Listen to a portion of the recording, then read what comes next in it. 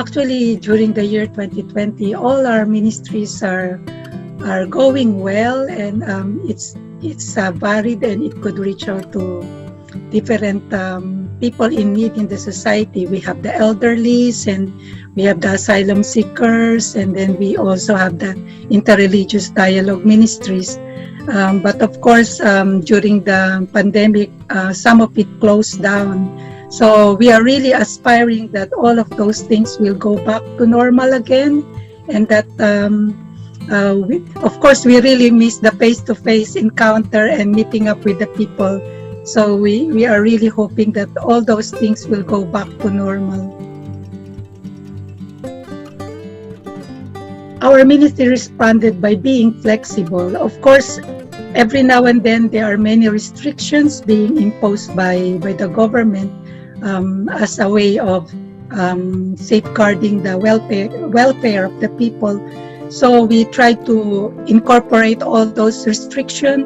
We try to think out of the box so we could follow them, and at the same time we could still do our ministries and be with the people, especially the vulnerable people. Well, to me, the highlight is the courage of the people, the willingness to reach out and still take the risk of being out there, of course, while still taking extra precautionary measures. And so to me, it's a heroic thing to witness and experience also. And of course, another highlight is the many Zoom meetings and webinars. In a way, people really try to reach out with one another in spite of the restrictions.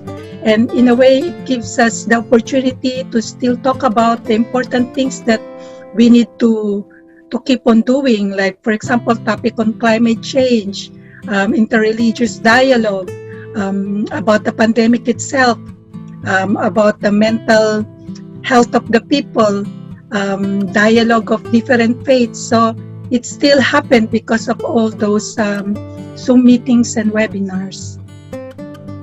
To me, the faithfulness of God. Of course, the world have been through a lot of plague, wars, challenges. But when people really unite and help one another and seek God for help, God still provide the way out of it. And He still provide the right people, the resources, and everything that we need, the opportunity. And so mission will still continue in spite of all the challenges. Greetings. What aspirations have I had for mission in Britain during 2020-21? Well, keeping going. Nearly everything moved online, but we wanted to keep the longer term issues on the agenda. So the climate change, COP preparations, walks to the COP, the Vatican's non-violent initiative the Colombians are involved with, and biodiversity.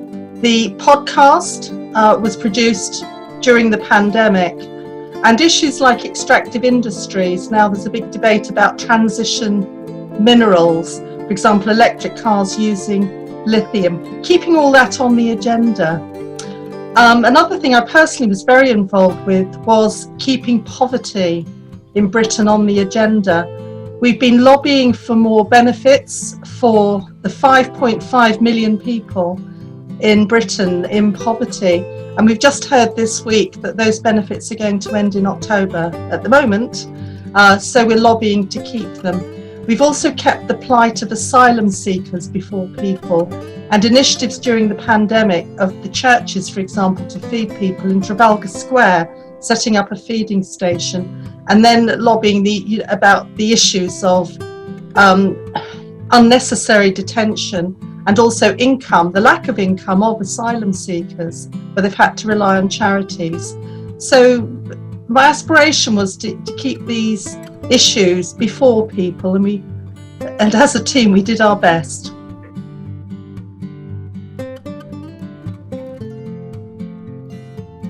Well, in the JPIC team, we kept Vocation for Justice going, and the latest one had a centre on building back better about the Laudato Si action programme.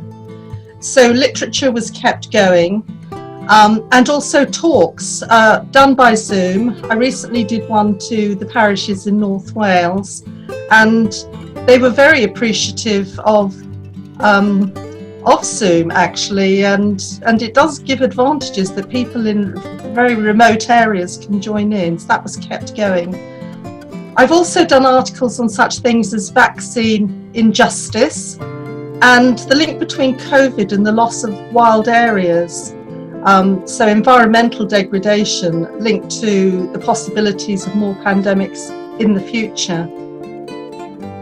Another response at this time was to continue doing Live Simply school assessments. There was only one parish during the pandemic, but there have been 2 schools, and really to see schools continue with this mission despite the restrictions they've had has been wonderful. Both schools I did were in the London area. They've had special displays on Laudato Si. They have reached out to poor people in their own community, supported food banks, for example, and in one case created a peace garden, appreciating creation and setting out an area for wildlife, for example, butterflies. We've also responded to the pandemic by attending many more online webinars and supporting them, and then, writing up and advertising. So, for example, the Vatican one on biodiversity a couple of months ago, and various COP Coalition webinars on fossil fuel divestment, which is a massive issue now, and where the Columbans were leading players. The highlight of the year for me in my ministry, well, again, the annual competition this year on racism, which included climate racism. It was our most popular competition to date, and all those young people being involved with the Columbans, about 300 of them, was absolutely wonderful. I also had a personal highlight of receiving the Pax Christi Peace Award this year, one of 2 recipients. But this, as I said in my word of thanks, was also a tribute to the Columbans who have funded my work with Pax Christi, and also the Columbans link issues, which Pax Christi really appreciated. So, for example, linking peace to environmental destruction and climate change. The military is a big contributor to climate change. So that linking of issues was very much appreciated.